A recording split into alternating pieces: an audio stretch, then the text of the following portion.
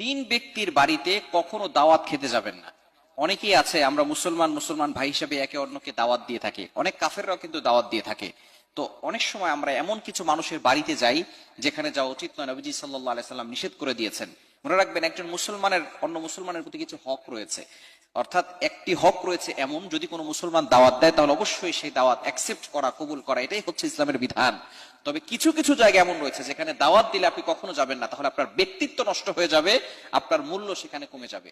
Number one, এক number হচ্ছে যারা খাওয়ানোর পরে খোটা দেয়, এই সকল ব্যক্তিদের বাসায় কখনো দাওয়াত খেতে যাবেন না। কিছু মানুষ এমন রয়েছে, কিছু ফ্রেন্ড সার্কেল এমন রয়েছে যারা কিছুদিন খাওয়ানোর পরে আপনাকে খোটা দেওয়া শুরু করবে, যে তোরে কতবার খাওয়াইছি, এরকম বলে না? অনেক মানুষ আছে খাওয়ানোর পরে খোটা দেয়, তোমাকে দাওয়াত খাওয়াইছি, তোমাকে এই করেছি সেই করেছি। যারা খাওয়ানোর পরে খোটা দেয় তারা আপনার ব্যক্তিত্ব সে বজায় রাখতে পারবে না, আপনার ব্যক্তিত্ব নষ্ট করে ফেলবে।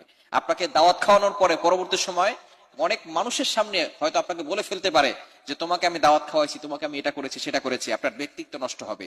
এই জন্য যারা খাওয়ানোর পরে খোটা দেয় তাদের দাওয়াতে কখনো আপনি অ্যাটেন্ড করবেন না, অংশগ্রহণ করবেন না। নাম্বার টু, দ্বিতীয় নাম্বার হচ্ছে মোস্ট ইম্পর্টেন্ট, কোন ব্যক্তি যদি হারাম ইনকাম করে, আপনি জানেন সে হারাম ইনকাম করে, অনেকে আছে সুদ খাচ্ছে, অনেকে আছে ঘুষ খাচ্ছে, এরকম মানুষ সমাজ আছে না নাই? সুদের কারবারকে আল্লাহ পাক রব্বুল আলামিন হারাম করে দিয়েছেন। পবিত্র আল্লাহ তাআলা ব্যবসাকে করেছেন হালাল আর সুদের কারবারকে করেছেন হারাম। কিন্তু আমাদের সমাজে এমন কিছু মানুষ রয়েছে যারা নামাজও পড়ে, পাঁচ ওয়াক্ত নামাজ পড়ে, আবার মুখের দাড়িগুলো পেকে গিয়েছে, সাদা দাড়ি নিয়ে তসবিহ হাতে নিয়ে ঘুরে, আবার সুদের কারবারও করে। এরকম মানুষ সমাজে আছে না নাই? সুদের কথা বলে ইমাম সাহেবের চাকরি থাকে না, খতিব সাহেবের খতিবতা শেষ হয়ে যায়। সুতরাং যারা সুদের কারবার করে, নবীজি সাল্লাল্লাহু আলাইহি ওয়াসাল্লাম জানিয়ে দিয়েছেন যে আপন মায়ের সাথে জিনা করলে যেই গুনাহ হয় তার থেকেও ভয়ঙ্কর গুনাহ আল্লাহ পাক রব্বুল আলামিন তাদের আমলনামায় লিখে দেন। এই জন্য অবশ্যই সুদের গুনাহ যারা করে তাদের বাসায় কখনো দাওয়াত খেতে যাবেন না। ঘুষের কারবার যারা করে তাদের বাড়িতে কখনো দাওয়াত খেতে যাবেন না। আপনি জানেন যে তাদের ইনকাম সোর্স হালাল নয়, হারাম, তাদের বাড়িতে কখনো দাওয়াত খেতে যাবেন না। আমরা এর দ্বারা তাদেরকে ইসলাম থেকে বের করে দিতে চাচ্ছি না, আমরা তাদেরকে বুঝাতে চাই যে হারাম ইনকাম করলে তাদের নামাজ, রোজা কোনো কিছুই আল্লাহ তাআলা কবুল করে না।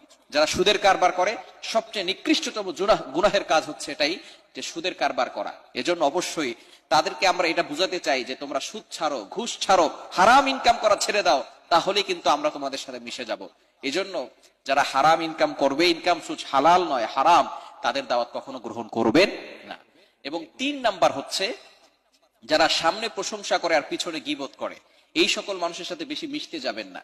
আপনার সামনে প্রশংসা করবে এবং বিভিন্ন মানুষের কথা আপনার কাছে বলবে, অমুক এটা করেছে, তমুক এটা করেছে, এই সকল মানুষ থেকে সবসময় দূরে থাকার চেষ্টা করবেন। কেননা সামনাসামনি আপনার প্রশংসা ঠিকই করবে, আপনার কাছে যেমন মানুষের কথাগুলো আপনার কাছে বলে বেড়ায়, আপনার কথাগুলো মানুষের কাছে গিয়ে বলবে। সুতরাং এদের সাথে সম্পর্ক রাখলে আপনার ব্যক্তিত্ব নষ্ট হয়ে যাবে।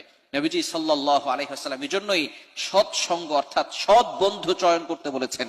যে বন্ধুকে দেখলে আল্লাহর কথা স্মরণ হয়, যে বন্ধুকে দেখলে ইসলামের কথা স্মরণ হয়, এমন বন্ধুকে চয়ন করতে হবে।